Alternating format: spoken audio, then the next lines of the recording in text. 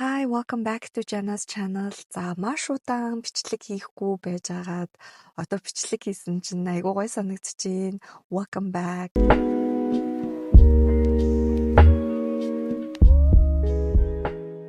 Шинэ он гарахаас өмнө гэр бүлээрээ ханаад түрээд тэрийгэ эдгэх гээд за тэгээ бүр ингээд эрт хүч энерги бас айгүй бага байгаад он гарсны дараа ч гэсэн яг тийм байжгаад одоо л ерөнхийдөө буцаад одоо энгийн химнэлтэд шилжиж орж ирж байна.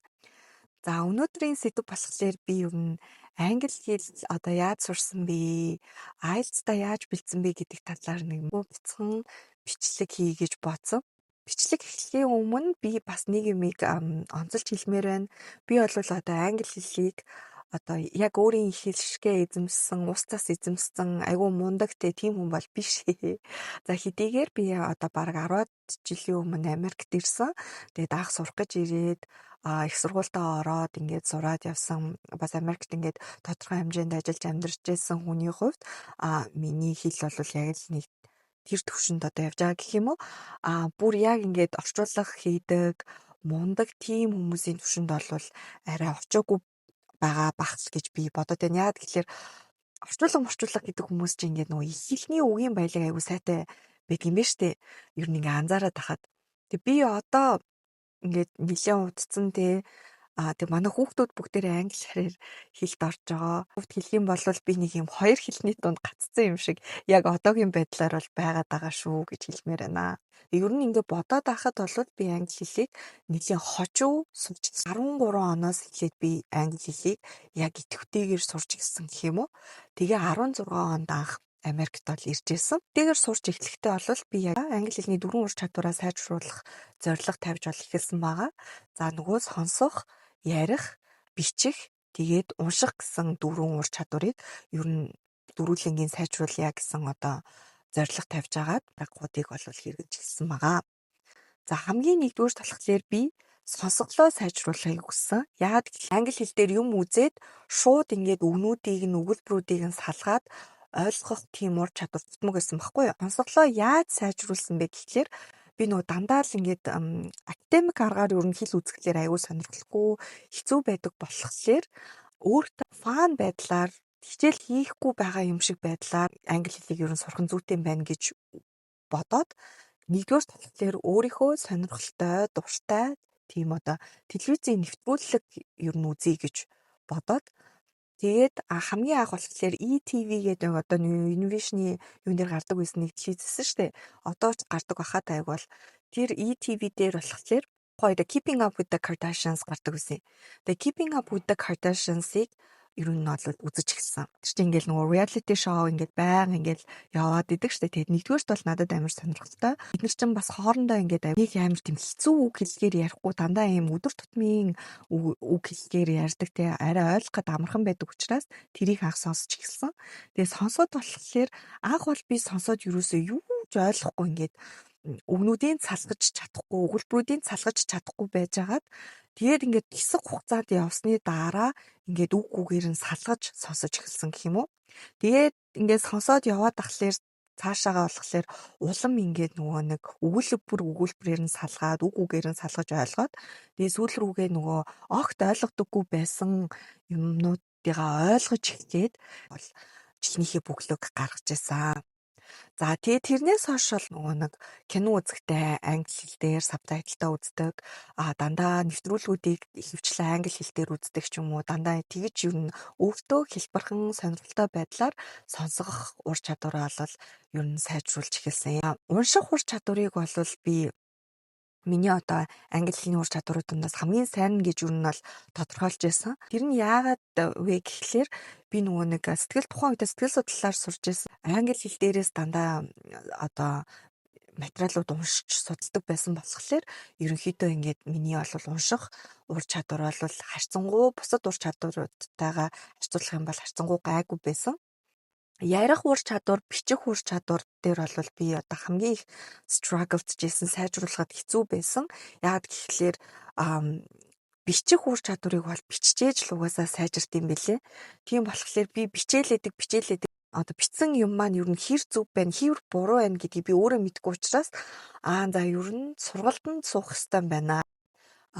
зүр хоош нь тавиад за тэгээд ярих ур чадвар дээрээ одоо яг ингээд англи Америк хүнтэй ярьж одоо сайжруулах нь зөв юм байна гэж бодсон ч гэсэндээ надад одоо тийм боломж юусоо олохгүй байсан. Би тухайн үед бас ажиллаж байсан болохоор тийм цаг заавч авахгүйсэн.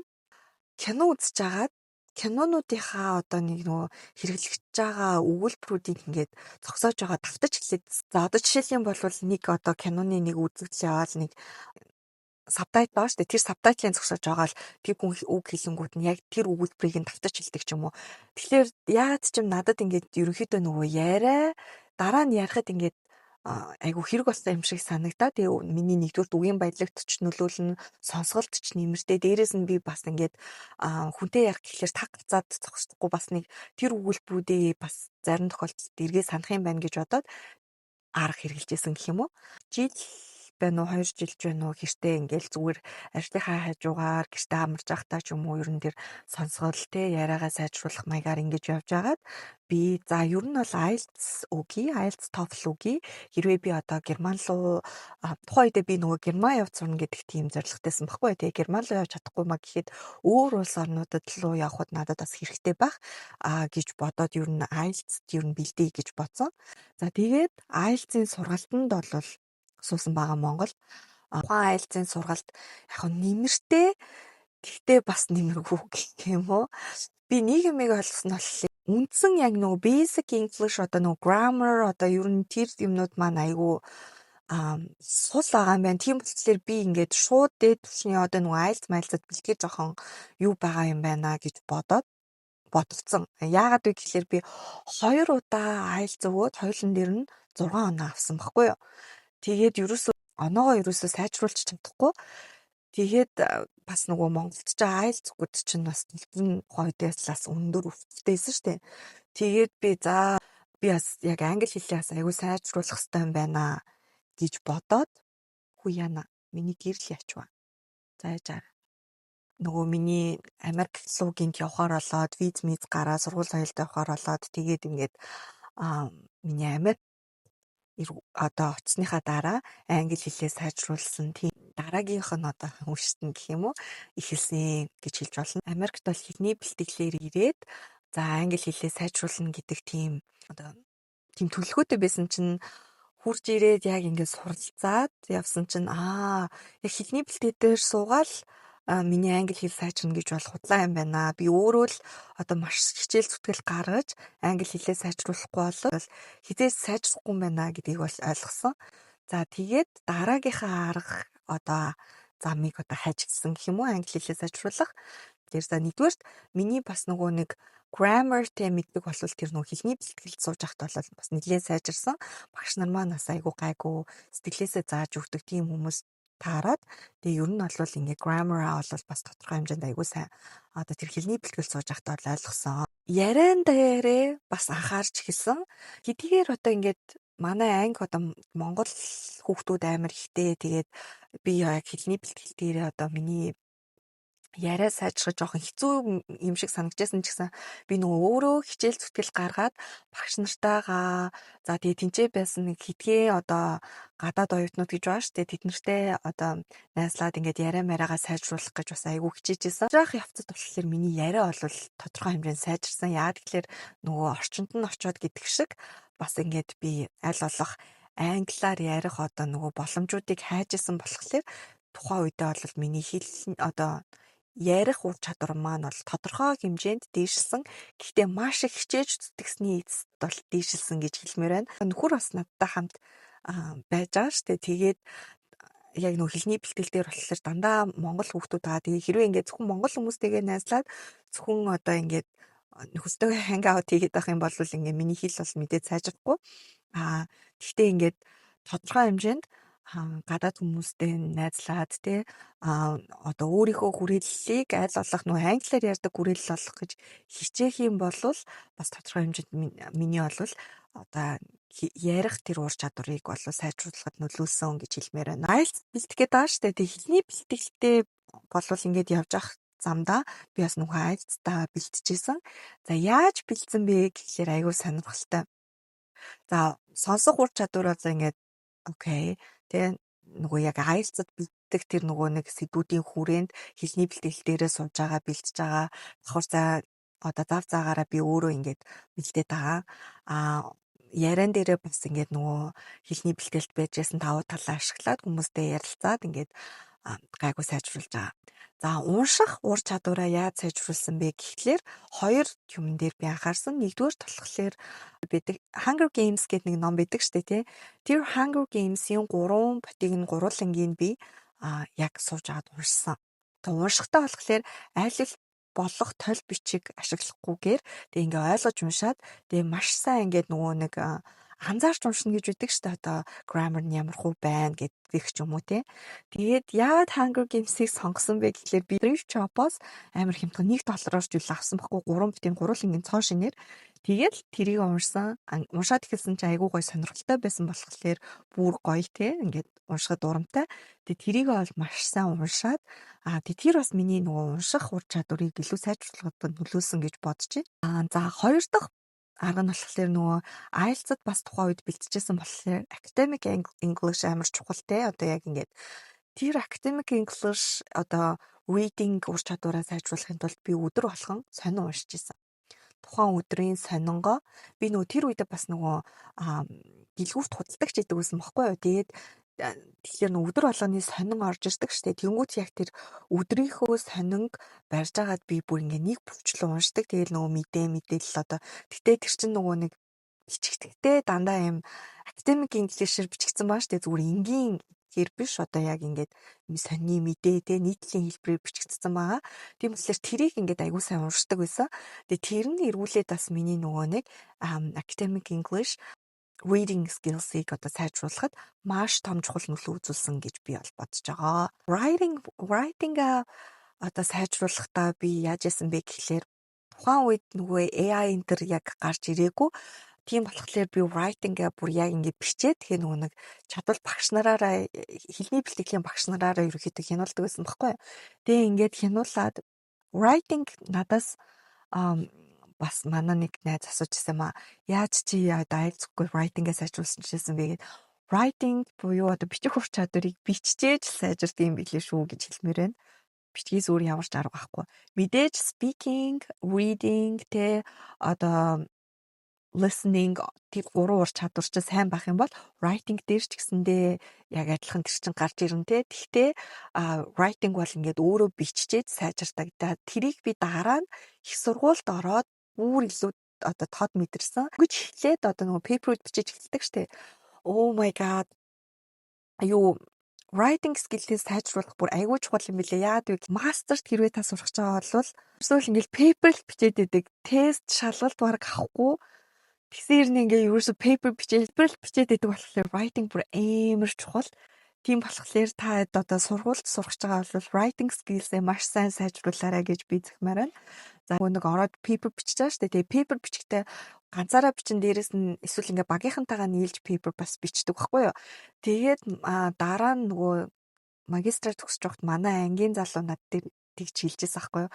Би ингээд анх чамтай paper бичиж байхад одоо чиний бичижсэн тэр paper-ийн хэсэг дараа нь ингээд төгсөх болоход одоо хамт бичсэн тэр paper тэнгэр газар шиг өөр байсан. Чи бүр ингээд богино хугацаанд амар сайжирсан байсан ингээд тэрийг би сонсчоод ингээд хүн чинь бас нэрээ бичээл байх юм бол ингээд дараа нь ингээд арай сайжирт юм байна. Skill бол ерөөсөө ингээд одоо байнга буцсны үр дүнд л илүү сайжирч идэг юм байна гэдгийг бүр илүү тод ойлгосон гэх юм уу. IELTS-аа өгөөд тэг хүсэжсэн оноогоо олвол тухайн үед аваад их сургуультай ороод тэтгэл мэтгэлгээ аваад ингээд явсан.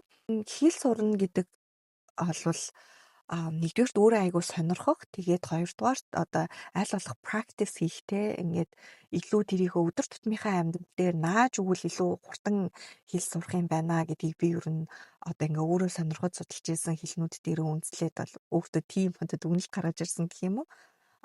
Ер нь ямар ч хэлийг сурах гэсэн бэ?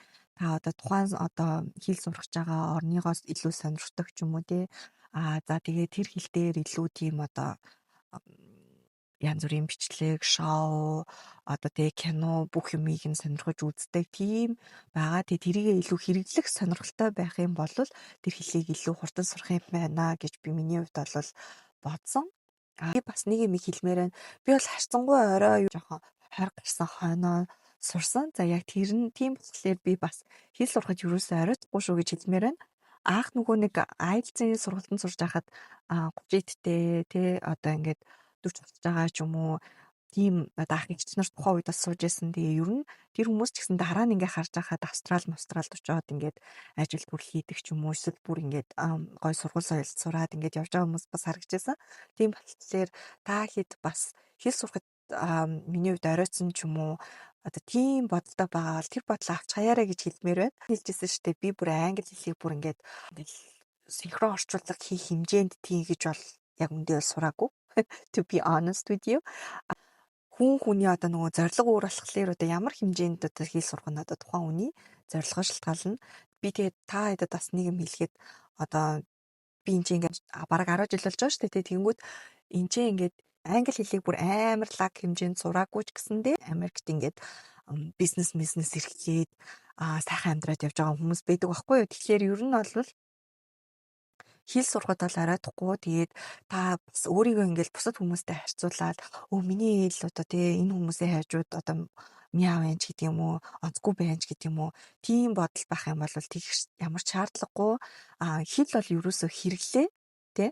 Та тэр хэллийг одоо хүнд гайхуулах гэж ч юм уу тий одоо мундаг харагдах гэж ерөөсөө сураагүй. Тэр хэллийг одоо сураад нэг юмд хэрэглэж байгаа сургууль сурах юм уу, ажил хийх юм уу, бизнес эрхлэх юм уу, эсвэл одоо тий танилгын хүрээгээ өргөжүүлэх юм уу. Илүү opportunities ер нь өөдөө би болгохын тулд хэлийг сурж байгаа болохоор хитрхи бас ингээл амар одоо тий том pressure өөртөө өгөөл би өстө ингэж сурч чадахгүй байна, тэгэж сурч чадахгүй байна. Миний англи хэл өстө яа гэд өөрийгөө битээ тэгэж одоо хитрхи pressure өгөөрэй л гэж хэлмээр байна. За бас нэг юм хэлмээр байна. Нөгөө IELTS бэлтэж байгаа үед ингээд IELTS-таа амар олон удаа өгч мөгөөл эсвэл одоо 2-3 удаа өгөөл тэгэл оноо сайжрах багхлаар ингээд аягүй сэтгэлээр өндөг би бас яг тэрийг хайраагүй тулгарсан баггүй. Тэгэхээр хэрвээ одоо та IELTS өгч байгаа тийм ингээд IELTS-таа бэлтэж байгаа TOEFL өгч байгаа, TOEFL-таа бэлтэж байгаа тийм хүн байх юм бол бас нөгөө шалгалтын дээрээ бас хитрхи их одоо бүгд л өгөөд хэрэггүй. Наа ч бол ерөөсөө зүгээр шалгалт гэдэг өнцгөөс нь хараарай те. Зүгээр л таны өгөөд дараачийн асуумдаа хүрэхэл нэг одоо степ чинь учраас тэрэнд бас хитрхи ингээ ач холбогдол өгөөл яана энэ болохгүй байна. Би тэтэ удаа авч чадахгүй байна гэдэг хитрхи pressure өгөөд тахлаар энэ тарих толгой ер нь ингээ нөгөө хитрхи ингээ нэг зогсон байдалд орчт юм шиг санагдаад байдаг. Тийм болохоор энэ бол зүгээр ердөө л нэг шалгалт гэдэг өнцгөөс нь хараарай. IELTS, TOEFL зүгээр л нэг шалгалт. Хизээч одоо IELTS, TOEFL өгөөд гадны сургуульд орсны дараа чи хэдэн оноо IELTS авсан бэ? Хэдэн оноо TOEFL авсан бэ гэж хүн асуудгүй л байхгүй. Тэгэхээр одоо тэр бол зүгээр нэг түүл хэрэглүүр юм шүү гэж хэлмээр байна. За тэгээ надтай хамт байсанд баярлалаа. Орой болсон байна. Хүүхдээ авах цаг маань ч болсон байна. Тэгээд дараагийнхаа бичлэгээр уулзъя. Комент үлдээгээрэй. Комент унших айгүй гоё тийм бичлэг хийх урам зориг өгдөм байлээ шүү. Тэгээ subscribe дараарай гэж хэлмээр байна. За, thank you, bye.